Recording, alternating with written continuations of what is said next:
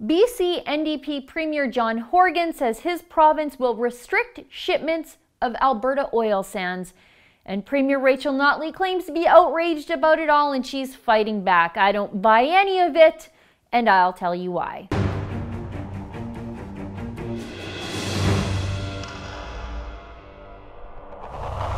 The Trans Mountain Pipeline, it already exists. It starts in Edmonton and it ends at Burrard Inlet near Burnaby, BC. Let me say that again. This pipeline already exists. It's been functioning for over half a century without a real hitch. So the owner of Trans Mountain, Kinder Morgan Pipeline Company, wants to twin the pipeline in the existing pipeline easement. Should be a no-brainer, right? Well, you'd think. The problem is the province of BC is beholden to the activist NDPers that sit in its government, and those activists are emboldened by a wishy-washy federal Liberal government that doesn't seem to fight for any pipelines, letting Energy East and Northern Gateway just die on the table.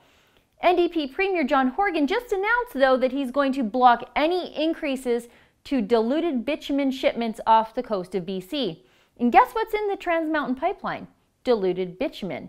Now, we don't use that word much here in Alberta, but if you do, you're probably some sort of activist. Diluted bitumen, or dilbit, is what hippies call oil sands in an effort to make regular old oil sands seem scary and foreign and dangerous. Now Rachel Notley wants us to believe that she's spitting mad at her comrades in the BC NDP, and some people are actually buying it. Well, not some people. The mainstream media are buying it, letting Notley claim without any pushback that her social license carbon tax appeasement strategy has made great progress currying favor with the enemies of Alberta oil. You know, as the country spirals towards a constitutional crisis surrounding pipelines and natural resource jurisdiction.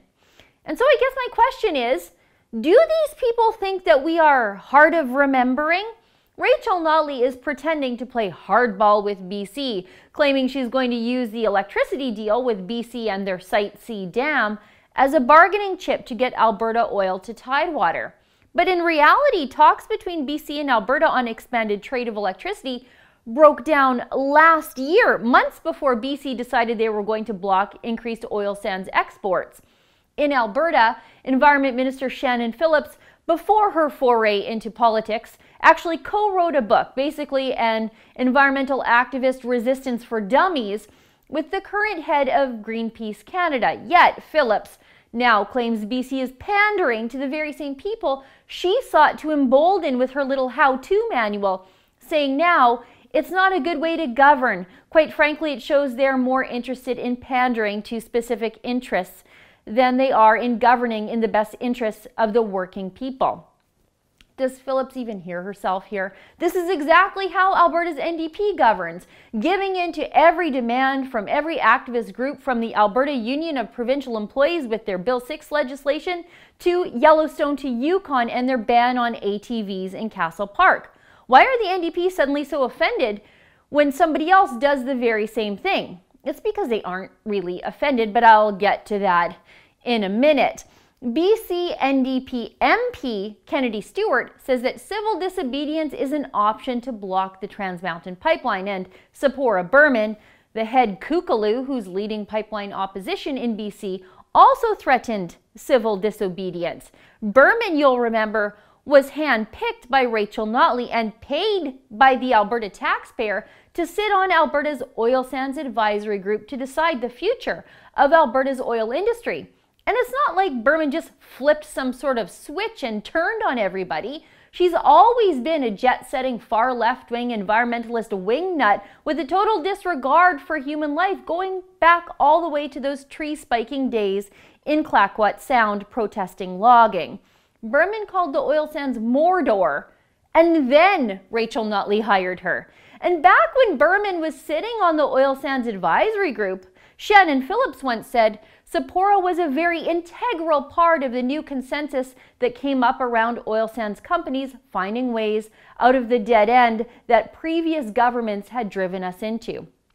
Integral. She said integral. But now Phillips says that she's not really all that concerned about anything Berman has to say, now that she's threatening civil uprising against Alberta. And really, Notley and Phillips actually paid Berman specifically for what she had to say, knowing what she was going to say when they did it for months.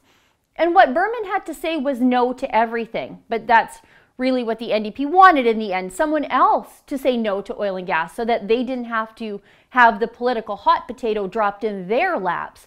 Rachel Notley and the NDP want us to believe that they're angry with their fellow travelers in British Columbia for blocking our oil sands pipeline. They want us to believe that they're outraged that the Prime Minister isn't doing enough to defend the constitutional rights of Alberta, which means the NDP truly believe Albertans are stupid enough to fall for these lies.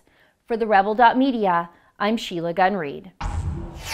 Did you know that I have my own show here on The Rebel? It's called The Gun Show. It airs every Wednesday, and we focus on topics facing Alberta and the rest of Canada. To get access to my show and the rest of our incredible premium Rebel content, become a Rebel subscriber today.